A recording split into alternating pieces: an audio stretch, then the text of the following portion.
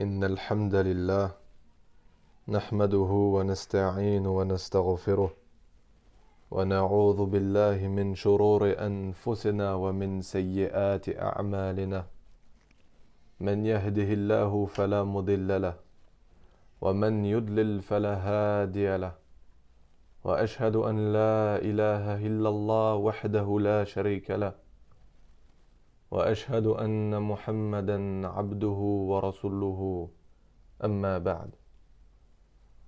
Donc aujourd'hui, j'aimerais évoquer le sujet du tahakoum ila at-taghut, un sujet très très important et qui est très présent de nos jours malheureusement et que beaucoup de personnes négligent et que beaucoup de personnes autorisent sous prétexte que nous vivons dans une époque et dans des pays où il n'y a plus de tribunaux islamiques. Et donc de par cette cause, ils ont autorisé le fait de faire le tahakoum ila at-taghut, donc le fait de demander le jugement dans les tribunaux de nos jours qui ne jugent pas avec le kitab wa sunnah, c'est-à-dire qui ne jugent pas avec le Coran et la sunna, et qui jugent plutôt avec les lois que les hommes ont forgées de toutes parts. Et on sait que la demande de justice, le fait de revenir au Coran et à la sunna dans nos litiges, c'est un acte d'adoration. Et je vais lire un hadith concernant ce sujet-là, pour ceux qui seraient sceptiques. Et on sait que le fait de commettre du shirk n'est pas excusé, si ce n'est sous la contrainte. Donc si ce n'est sous la contrainte. Et j'évoquerai, Inch'Allah, qu'est-ce qu'est la contrainte. Je mettrai ceci en description de la vidéo, pour ceux qui ne savent pas qu'est-ce qu'est la contrainte. Parce qu'il y a une différence entre la nécessité et la contrainte. Et seule la contrainte vient excuser la personne qui commet le shirk akbar en état de contrainte. Donc on va commencer par lire un hadith rapporté par le Bukhari et Muslim, rahimahumullah, et ensuite je vais développer avec les arguments les paroles de nos savants, rahimahumullah, et je vais ramener aucune de mes paroles. Et je prends Allah en témoin que ceux qui ne seront pas d'accord avec tout ce que je vais citer, c'est qu'en réalité, ils ne sont pas d'accord avec tous les savants que j'ai cités. Donc toutes les paroles que je vais citer, elles ne proviennent pas de moi, et je vais lire des fatawa, je vais lire les tafsirs que certains ulama ont fait de certains versets, et à la fin, je vous laisse vous en remettre à Allah Azza wa Jal et d'en tirer vos propres conclusions. Donc le hadith rapporté par le Bukhari et Muslim, rahimahumullah, il nous rapporte que le prophète Mohammed sallallahu alayhi wa sallam, il faisait cette invocation lorsqu'il se levait pour prier la nuit. Ya Allah, à toi les louanges, tu es la lumière des cieux, de la terre et des créatures qui s'y trouvent. À toi les louanges, toi le souverain des cieux, de la terre et des créatures qui s'y trouvent.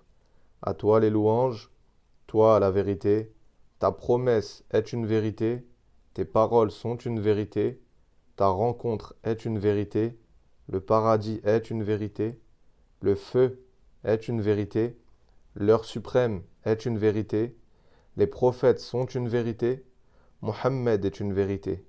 Ya Allah, à toi je me suis soumis, à toi je m'en suis remis, et en toi j'ai cru. À toi je reviens, par toi je me défends, et c'est toi que je prends pour juge. Pardonne-moi donc ce que j'ai commis, ce que je commettrai, ce que j'ai gardé en secret, et ce que j'ai déclaré, toi qui avances et qui retardes. Hormis toi, il n'y a pas de divinité digne d'être adorée. Et Ibn al-Qayyim, rahimahullah, en commentant ce hadith, il nous dit: il a cité le rapprochement vers lui à travers ses louanges et son éloge, ses adorations, puis il a demandé son pardon. Et on va citer la source, c'est dans Madarij as-Salikin, volume 1, à la page 32. Donc on voit qu'Ibn al-Qayyim, rahimahullah, il a cité trois choses dans cette invocation. Le fait du rapprochement vers Allah à travers ses louanges et son éloge. Il a cité les adorations pour Allah, et parmi elles, le retour à Allah, la confiance en lui, donc la confiance en Allah, et la demande de jugement et la demande du pardon. Donc ce hadith est une preuve claire que la demande de jugement est une adoration par laquelle on se rapproche d'Allah Azza wa Jal. De ce fait, quiconque demande le jugement à autre que le Coran et la Sunna aura donné un égal à Allah dans l'adoration. Il aura fait le shirk dans l'adoration. Et ceci est la compréhension des anciens savants, en passant par les salaf et les khalaf. C'est la raison pour laquelle nous trouvons de nombreuses paroles des anciens savants, rahimahumullah, que la demande de justice à autre qu'Allah et son messager pour trancher dans un litige quel qu'il soit est du grand polythéisme, du shirk akbar qui expulse son auteur de l'islam. Et une fois qu'il est clairement établi que la demande de jugement à autre qu'Allah et son messager est du shirk, car c'est une adoration qui ne doit être vouée exclusivement à Allah, il te sera clair que quiconque commet un tel acte, il aura annulé le tawhid. Et la seule excuse acceptable de sa part, s'il commet cet acte comme on l'a mentionné plus haut, ça serait quoi? Ça serait la contrainte. Al-ikrah. On sait que le shirk, il annule le tawhid. La foi au tarot, elle annule la foi en Allah. Or, il est établi dans le livre d'Allah et dans la sunna de son messager, sallallahu alayhi wa sallam, que demander jugement à autre qu'Allah et son messager est le fait d'avoir foi au tarot et que ceci est du shirk akbar. Alors comment il serait possible de croire au tarot ou encore de commettre du shirk akbar en dehors d'un cas de contrainte? Donc le fait de faire cette œuvre-là en cas de contrainte tout en ayant le cœur rempli de foi. Et ceci t'aidera à comprendre la bêtise de ceux qui autorisent la foi au tarot et le shirk akbar dans un cas de nécessité et non pas dans un cas de contrainte. Ou encore les gens qui autorisent ceci pour récupérer un bien mondain, que ce soit une somme d'argent ou pour récupérer tout autre bien. Ou encore en justifiant ceci parce qu'il n'y a pas d'État islamique, parce qu'il n'y a pas de tribunaux islamiques. Et on demande à ces gens-là, quelle est la preuve? On veut une preuve tirée du Coran et de la Sunna, et non pas un ijtihad de votre part, et non pas un effort de réflexion de votre part. Quelle est la preuve que le shirk akbar est permis dans un cas de nécessité, et non pas dans un cas de contrainte? Quelle est la preuve que pour atteindre le but qui est de récupérer son bien mondain, il est permis de faire du shirk akbar, et ceci en dehors de la contrainte? Quelle est la preuve que le shirk akbar est permis? Tout simplement parce que nous ne vivons pas dans un État islamique. Tout simplement parce qu'il n'y a pas de tribunaux islamiques. Donc tout ça, c'est des questions qu'on pose à nos frères qui ont égaré beaucoup de gens en s'aventurant dans ces sujets-là et en devançant les savants qui, eux, ont déjà parlé de ces sujets-là, que ce soit les anciens ou même certains contemporains. Donc on voit clairement que ces gens-là, qui autorisent tout ça, ils ont une maladie dans le cœur. Et ils fuient ce qui est clairement établi dans le Coran et dans la Sunna. Pour permettre le shirk akbar, en argumentant avec des paroles ambiguës qui tournent autour de la nécessité et qui essayent de faire croire aux gens que la nécessité, elle peut atteindre le degré de contrainte. Et ils essayent d'interpréter ces paroles-là de plusieurs manières. Leur méthodologie, elle consiste à quoi? À imposer leur propre interprétation afin de permettre le shirk akbar ou encore afin de ne pas faire le takfir sur ceux qui vont le permettre ou ceux qui vont le faire. Ces gens-là, que ce soit volontaire ou involontaire, que ce soit parti d'une bonne intention, qu'ils aient voulu faire des fatawas aux gens, faire des efforts d'ijtihad aux gens pour leur répondre à des questions-là, que ce soit volontaire ou involontaire, dans tous les cas, ils se sont trompés. Et par Allah, j'invite mes frères à se repentir à Allah Azza wa Jal dans ce sujet-là qui est très très important. Cependant, s'ils délaissaient ces quelques paroles qui peuvent être interprétées de plusieurs manières concernant les ambiguïtés dans les nécessités et qui ne sont pas des cas de contrainte, et qu'ils recherchaient ce qui est établi de manière claire au sujet de la demande de jugement chez les ulama de Ahl Sunnah, rahimahumullah, ils verraient clairement et ils verraient que ces savants-là, ils rendent mécréants non seulement ceux qui permettent la demande de justice au Tarot, mais aussi ceux qui demandent la justice au Tarot. Donc ça, c'est des questions qu'on pose à nos frères qui ont autorisé le Tahakoum et la Tarot, et qui l'ont justifié par le fait que de nos jours, il n'y a plus de tribunaux islamiques, on ne vit pas dans des pays qui appliquent la charia, et d'autres raisons telles que j'ai citées. Et c'est une réalité, mes frères. On est dans des pays où il n'y a plus la charia. On est dans un monde qui est gouverné de nos jours par les tawarit.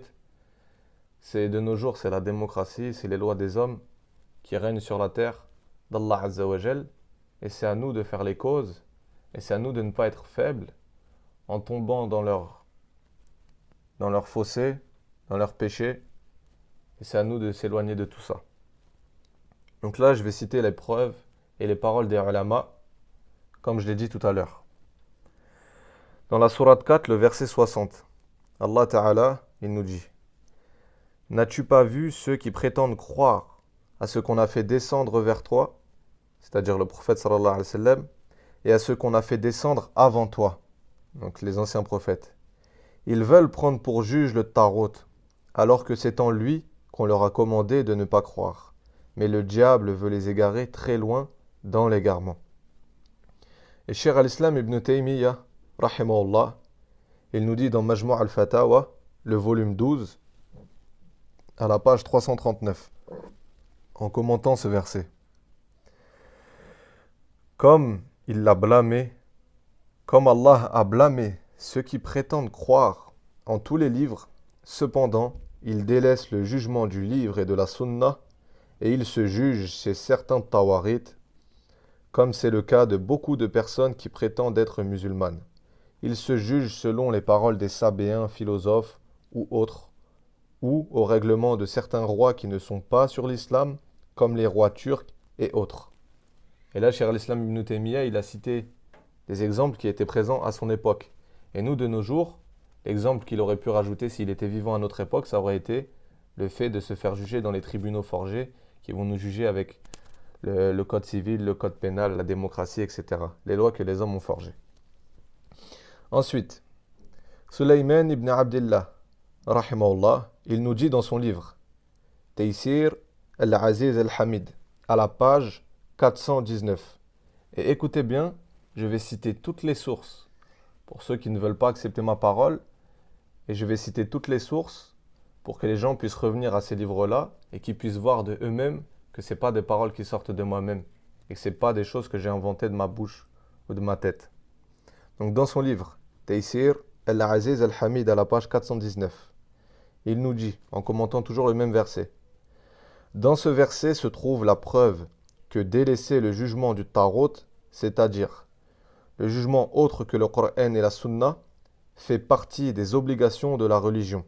Et celui qui demande la justice au Tarot n'est pas croyant et encore moins musulman. Donc il n'est pas mu'min et encore moins musulman. Donc le Tarot auquel Allah fait allusion dans ce verset est toute autre législation que celle d'Allah.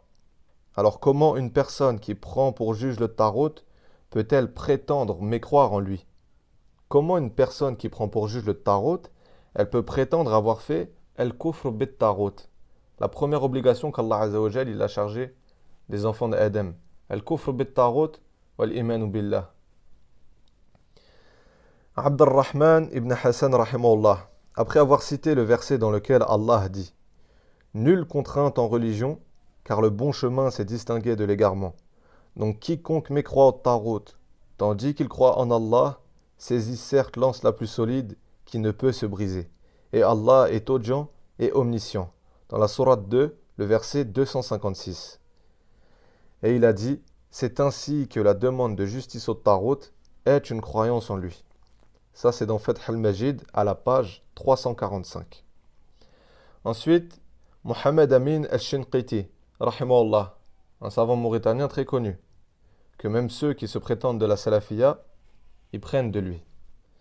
Qu'est-ce qu'il nous dit?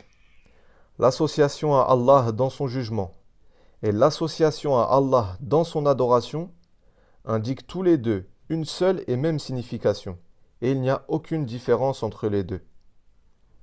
Et ça, c'est dans Tafsir Adu al-Bayyan, de la sourate Tawbah, le verset 31. C'est dans son tafsir du Coran. Ado al-Bayyin. Ceci est clair pour toute personne qui a la connaissance du Tawhid et qu'Allah a préservé de l'égarement lointain. Ensuite, Sulayman ibn Sahman, rahimahullah, il nous dit: la parole d'Allah, n'as-tu pas vu ceux qui prétendent croire à ce qu'on a fait descendre vers toi, le prophète, et à ce qu'on a fait descendre avant toi? Ils veulent prendre pour juge le Tarot alors que c'est en lui qu'on leur a commandé de ne pas croire. Mais le diable veut les égarer très loin dans l'égarement. Comme je l'ai mentionné tout à l'heure, la sourate 4, verset 60. Tout ceci nous prouve que celui qui prétend avoir foi en Allah et son messager, sallallahu alayhi wa sallam, mais prend un autre juge que la loi islamique, ou de nos jours, qui au lieu de se faire juger avec le kitab wa sunnah, de revenir avec une peine qui est mentionnée dans la charia, ces gens-là, ils reviennent vers les tribunaux forgés pour se faire juger selon les lois de la démocratie qu'ont forgé les hommes de nos jours. Et c'est un menteur, hypocrite, égaré du droit chemin, comme Allah le dit. Non, par ton Seigneur, ils ne seront pas croyants aussi longtemps qu'ils ne t'auront demandé de juger de leurs disputes et qu'ils n'auront éprouvé nulle angoisse pour ce que tu auras décidé et qu'ils se soumettent complètement à ta sentence. Dans la sourate 4, le verset 65. Donc si tu sais que demander le jugement du Tarot est une mécréance qui expulse son auteur de la religion, qui fait sortir de l'islam, eh bien Allah nous a annoncé dans son livre que la mécréance est plus grave que le meurtre. Il a dit, la fitna est plus grave que le meurtre, dans la sourate 2, le verset 117. Et la fitna est pire que le meurtre, dans la sourate 2, le verset 191. Or, la fitna ici, qui est mentionnée, la fitna, la tentation, qui a été mentionnée dans ce verset, elle désigne la mécréance.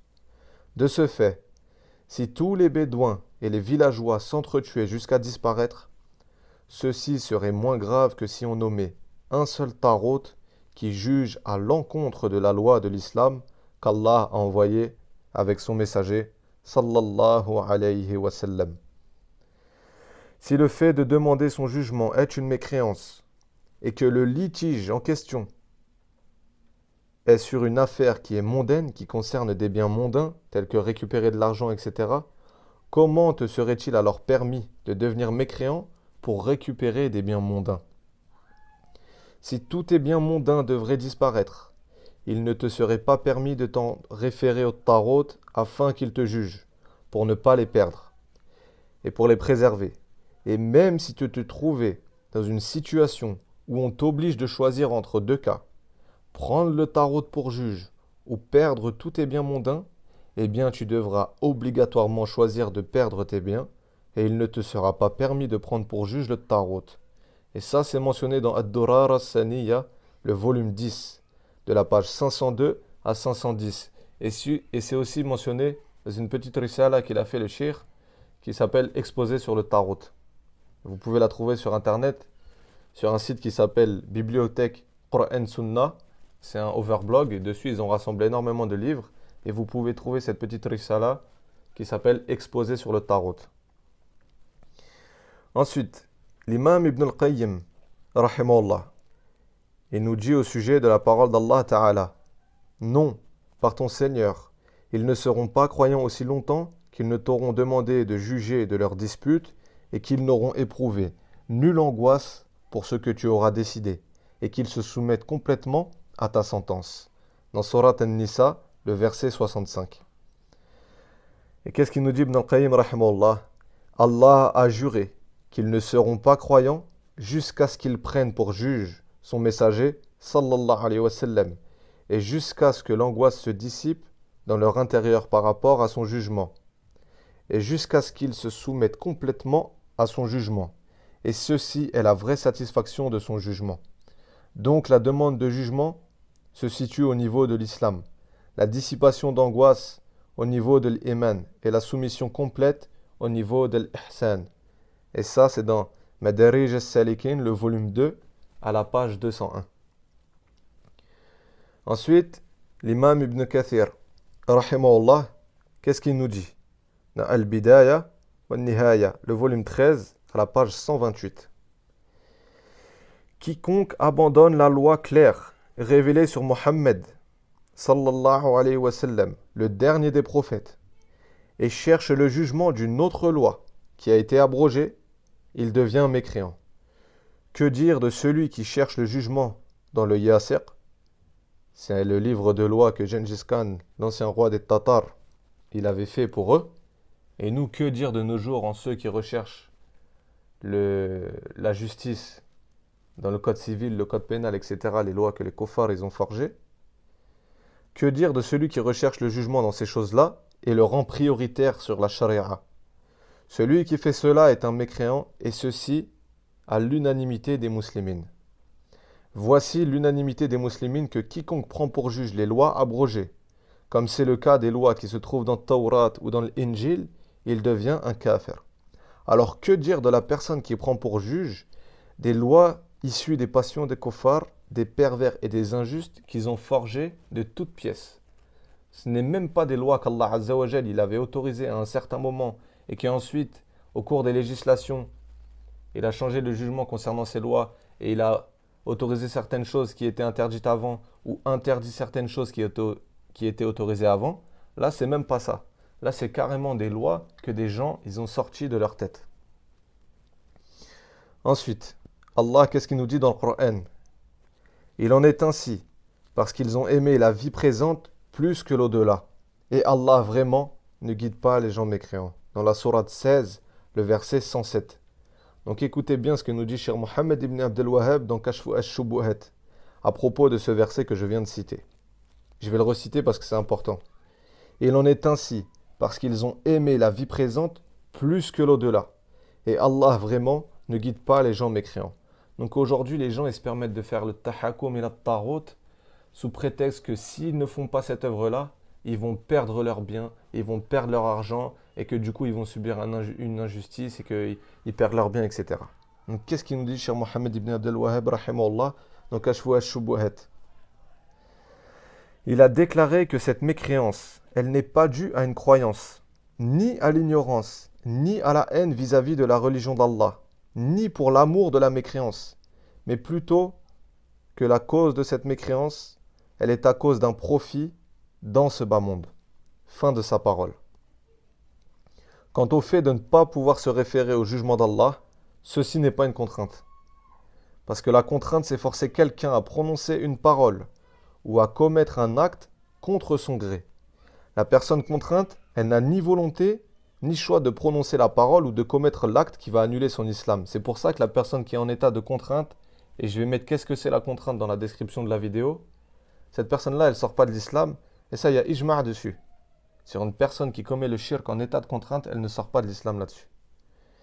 Et même si nous admettons que celui qui se réfère au jugement du diable, donc au jugement du tarot, parce qu'il n'a pas la possibilité de se référer au jugement d'Allah, même si cette personne-là, elle n'a pas envie dans son cœur qu'elle rejette ça, de prendre pour juge le tarot, nous ne pourrons jamais admettre qu'il n'a pas le choix.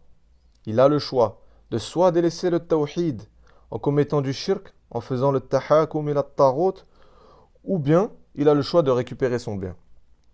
Et celui qui choisit de délaisser le tawhid pour récupérer un bien mondain, il aura alors préféré dans ce cas la vie d'ici-bas à l'au-delà.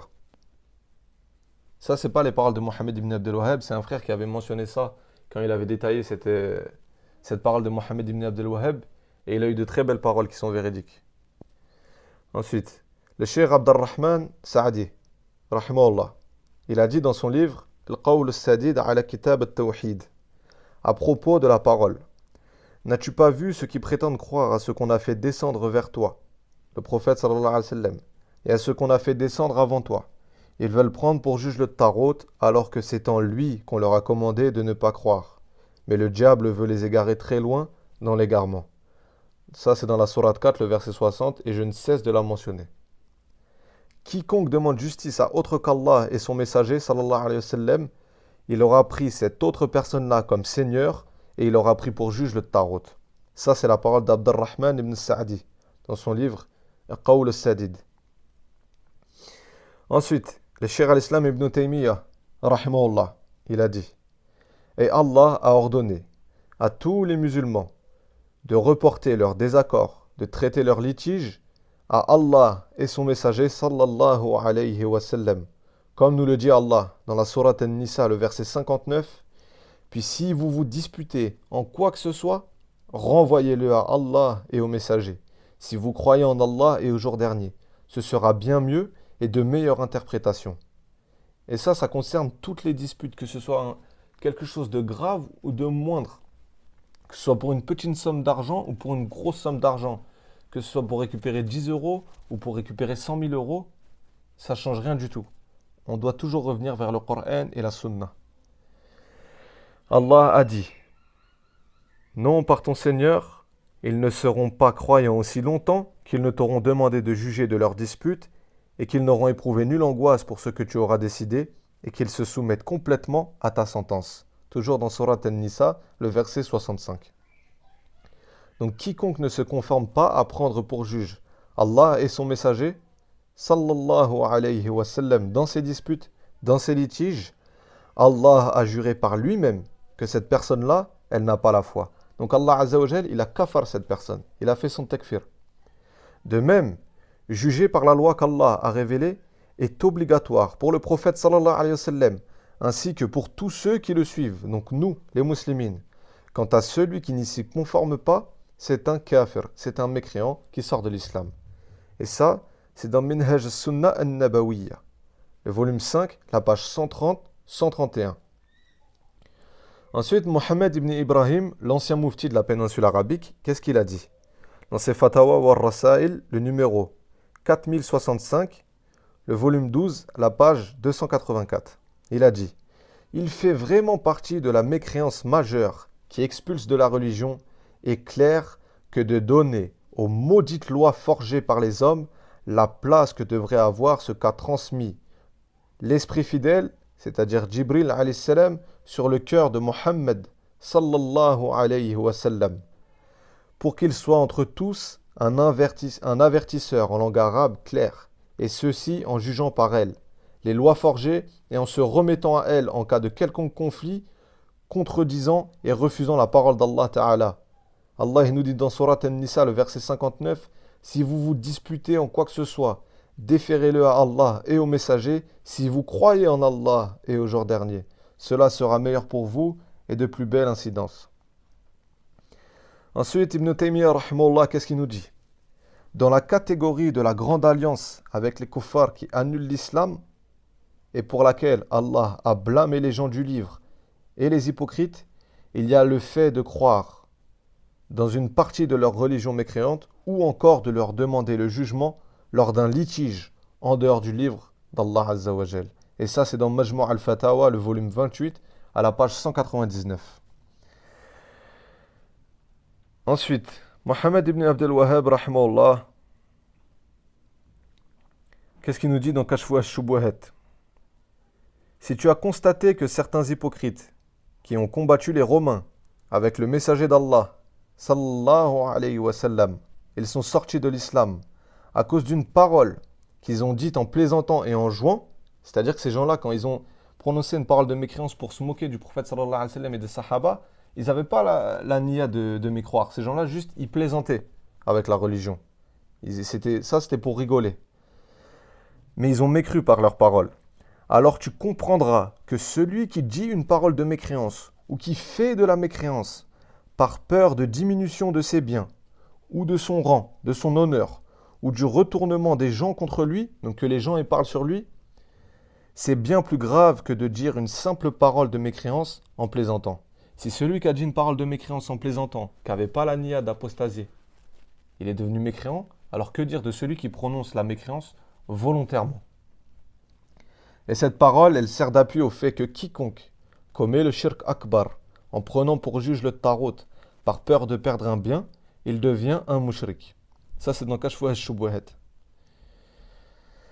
Ensuite, l'imam Ibn al-Qayyim, rahimahullah, il a dit concernant la parole d'Allah Ta'ala dans la sourate 4, le verset 59. Puis si vous vous disputez en quoi que ce soit, renvoyez-le à Allah et au messager. Si vous croyez en Allah et au jour dernier, ce sera bien, mieux et de meilleure interprétation.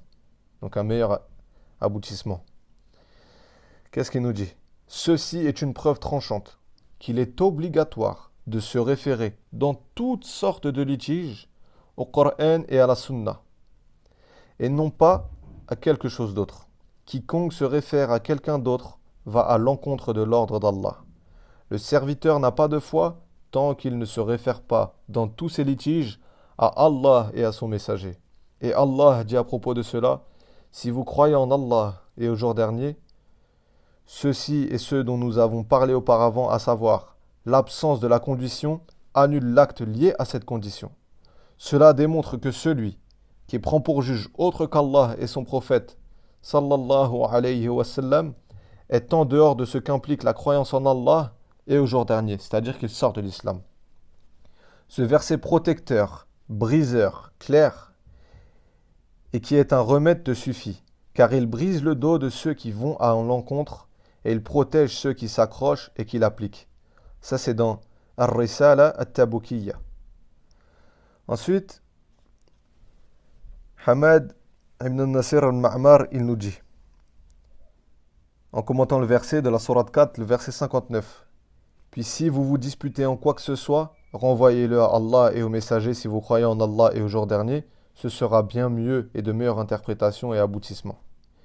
Ce verset-là est une preuve que la référence pour les litiges des gens dans les bases et dans les détails de la religion ne peut être qu'Allah et son messager, sallallahu alayhi wa sallam. Si vous croyez en Allah et au jour dernier, c'est pour cela qu'il a dit, et si vous croyez en Allah et au jour dernier. Ceci est une condition, et si cette condition n'est pas présente, l'acte qui lui est lié sera absent. Par conséquent, prendre pour juge autre qu'Allah et son messager annule la croyance en Allah et au jour dernier. Et ça, c'est dans son Majmu' al-Fatwa al-Rasail, à la page 173. Hamad ibn Atiq, rahmahullah, qu'est-ce qu'il nous dit en mentionnant dans son ouvrage Al-Bayyan al-Najat wal-Fakak min Muwallat al-Murtaddin wa Ahl al-Ishrak, les annulations de la foi en islam. Il a dit, le 14e point, c'est d'avoir recours à un jugement en dehors du livre d'Allah et de la sunna de son messager, sallallahu alayhi wa sallam. Puis le cheikh, rahimahullah, il cita la fatwa que Ibn Kathir, rahimahullah, il a mentionné dans son tafsir à propos du verset. Est-ce le jugement de l'ignorance qu'il recherche, le jugement de la jahiliya, et tout autre jugement que le jugement d'Allah, il est nommé le jugement de l'ignorance, le jugement de la jahiliya, à laquelle il ajoute, est semblable au cas de ces derniers, est celui de l'ensemble des Bédouins et de leurs semblables qui jugent selon les coutumes de leurs pères et selon ce que leurs ancêtres ont instauré comme législation maudite qu'ils nomment les lois de la camaraderie, et auxquelles ils donnent la préférence sur le livre d'Allah et de la sunna et de son messager. Celui qui agit ainsi est un kafir qu'il faut combattre jusqu'à ce qu'il retourne au jugement d'Allah et de son messager, sallallahu alayhi wa sallam. Donc on voit qu'à cette époque-là, les gens y revenaient vers les lois et vers les traditions de leurs pères, de leurs ancêtres, etc. Mais nous, de nos jours, on est dans des sujets contemporains et les gens, au lieu de revenir vers le kitab wa sunna, ils reviennent vers la démocratie, etc. Et ça, c'était dans Majmu' al-Tawhid, à la page 412, édition d'Al al-Fikr, en 1399 de l'Hégire. Ensuite, Sulayman ibn Sahman, rahimahullah, dans Durar al-Saniya, le volume 10, à la page 504-505. Qu'est-ce qu'il nous dit? Il nous dit dans le commentaire du verset, ceux qui ne jugent pas par la loi d'Allah sont les mécréants. Donc ceux qui ne jugent pas d'après ce qu'Allah a révélé, ce sont certes les mécréants. Et cela expose la mécréance du juge en personne, ainsi que de ceux qui ont recours à son jugement, de même que celui qui ne croit pas en l'obligation de juger d'après la loi d'Allah, même si lui-même il n'est pas juge, et même si lui-même il ne demande pas le jugement. Donc une personne qui pense que c'est pas obligatoire de revenir vers la religion d'Allah Azza wa Jal, cette personne-là, elle sort de l'islam. Et c'était la fin de cet audio. Donc j'ai mentionné beaucoup de preuves, beaucoup de paroles des ulama. Donc que personne vienne me dire que quand nous on sort de l'islam, les tawarit, ou qu'on sort de l'islam, les adeptes des tawarit, les adeptes de la demande de justice, on sort de l'islam les gens qui votent pour élire des législateurs en dehors d'Allah, ne nous dites pas que nous sommes des khawarij. Parce que si vous appliquez cette parole-là sur nous, ou sur moi-même en me traitant de khariji, eh bien vous êtes obligés de traiter tous les ulama que j'ai mentionnés de khawarij et de tous les mettre dans le même panier que dans lequel vous m'auriez mis. Donc c'était la fin de cet audio. J'espère que ce sera clair et que ça n'a pas été trop long. Subhanak Allahumma wa bihamdik. Ashhadu an la ilaha illa ant. Astaghfiruka wa atubu ilayh.